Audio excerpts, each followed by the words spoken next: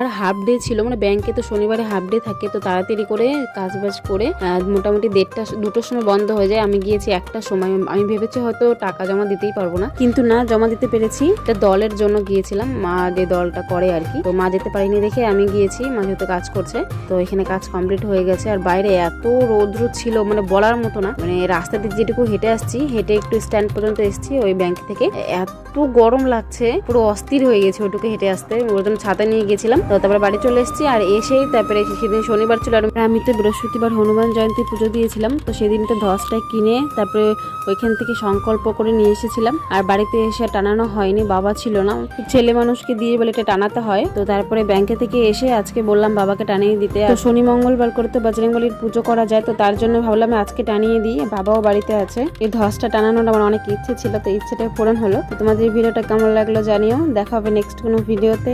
By.